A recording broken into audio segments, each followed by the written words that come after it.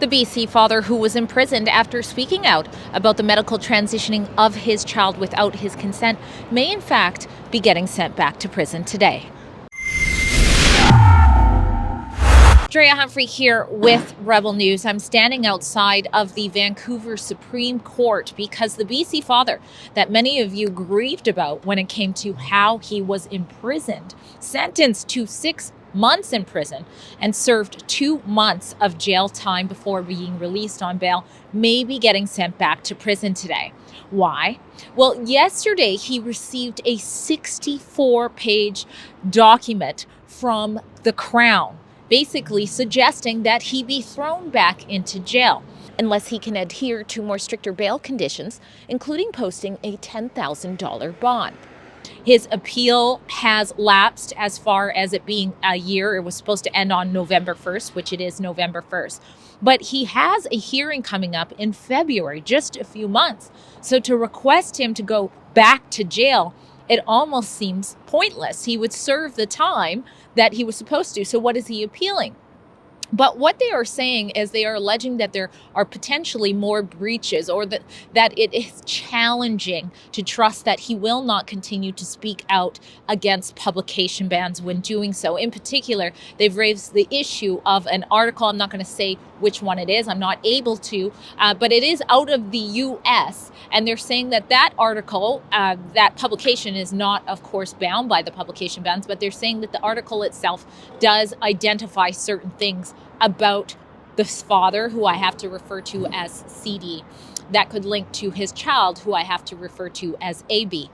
You should know that this story has been very challenging to report on. Those of you who have followed my journalism might know that thanks to you guys, Rebel News hired a prestigious lawyer to make sure that it wasn't me going into prison just like CD for telling you guys this story of great public interest. There are layers of publication bans on this story that a lot of journalists would just look at and say, you know what, I don't even want to bother.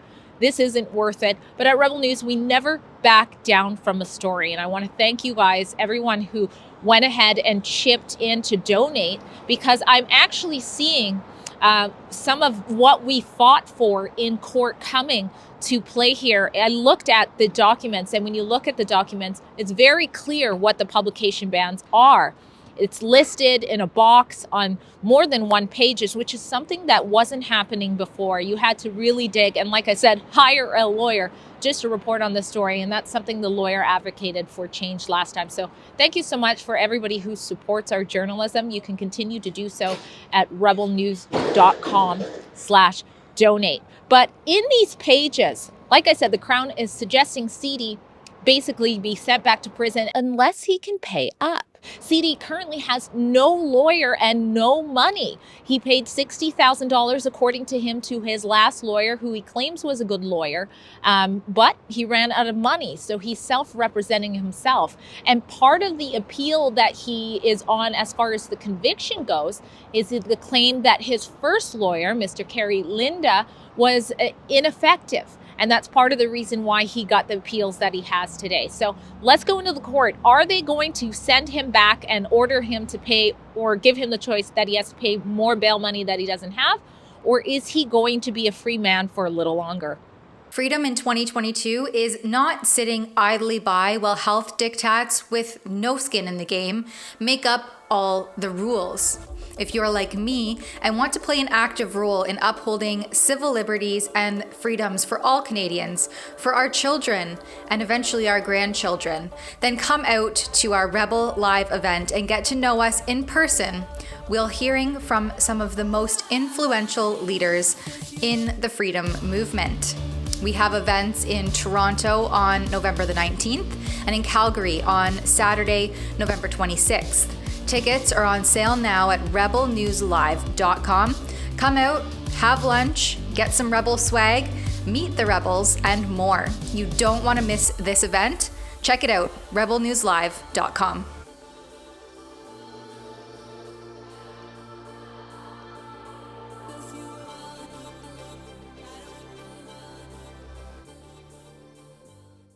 Good news, CD is a free man at least for 2 to 3 more weeks. I spoke to him. He says he's glad that his dog will have someone looking after him a little bit longer because, again, he was hit with this just the day before, and the justice was aware of that too. The justice said, you know what, I haven't even had time to look at these documents myself, let alone CD, who has no counsel. So naturally, he had concerns about that, and it seemed like he was concerned that the Crown even tried to pull that off since they're also aware he has no counsel. But in a surprising turn of events, it was actually Mr. Kerry Linda who showed up to try and represent CD last minute, even though, as I mentioned earlier, part of the reason that CD was granted the option of having the hearing for an appeal when it comes to the conviction is because he says that he had ineffective counsel from Linda. I should add that Linda is traditionally a family lawyer, and to my understanding, didn't charge what a lawyer normally would charge to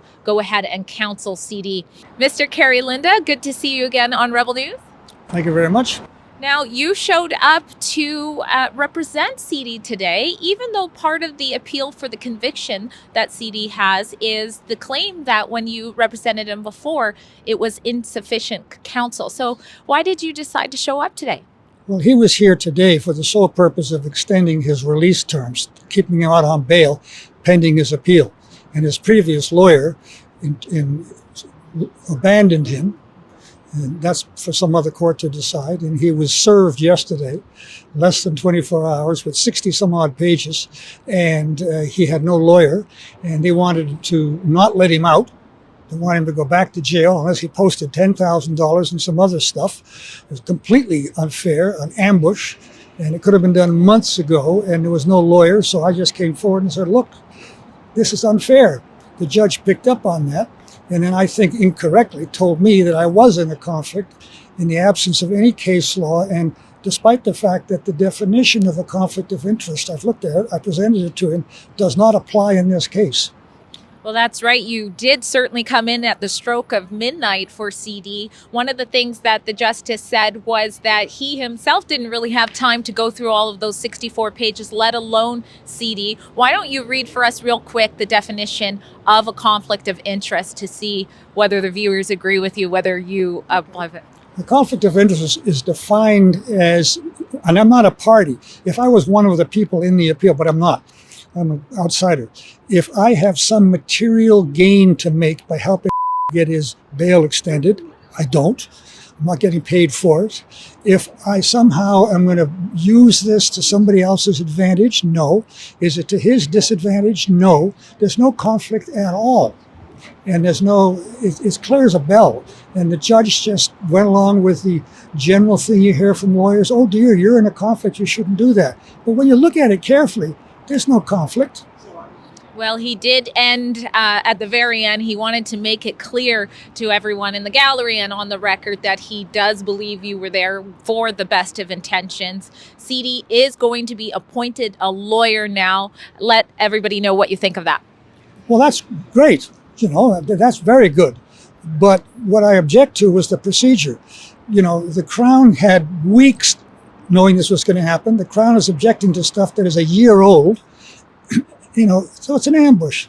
It's just an ideologue who's come along and decided to take one more crack at this poor father, and they just can't leave him alone. Now, another familiar face that was by CD's side in the courtroom today was activist Jen Smith.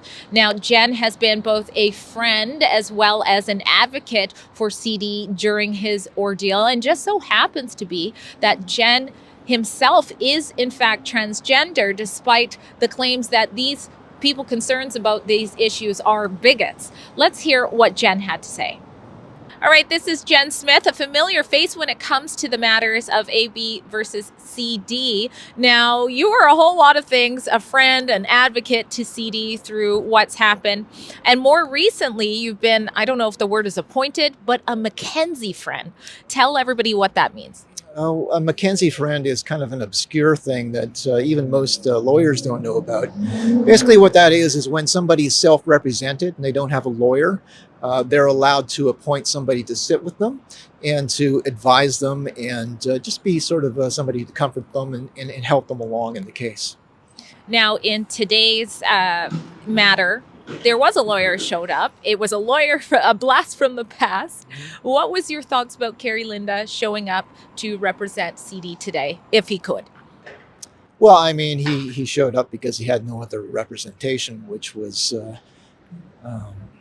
generous of him to do. I think his role in this case is probably done, and I look forward to seeing hopefully another lawyer enter the case. Now, what is your thoughts of the 64 pages CD was slapped with before the end of the day yesterday to be here in court today and discuss? This case has been full of all kinds of weird things like that. Like even when I was brought in on contempt of court, they gave me basically 24 hours. So they've done all kinds of strange things like this. It's almost as if the court system itself feels it's been offended and almost takes this case personal. And so they're trying to be as abrupt and as difficult as possible.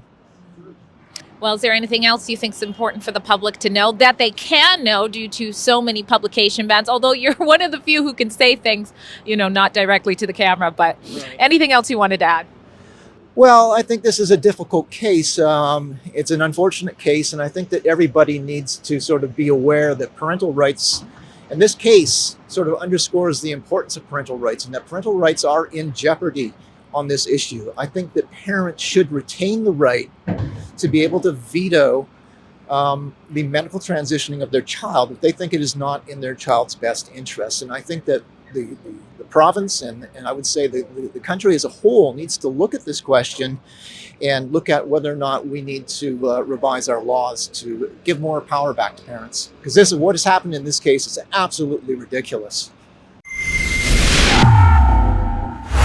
This father's plight is not over, and there was no other journalist in court today but myself. If you appreciate that Rebel News has continuously covered this story and done their best to let the public know about this concerning issue to the point of needing lawyers to make sure we could do so, please consider supporting our independent journalism by donating at rebelnews.com/donate. We appreciate your support.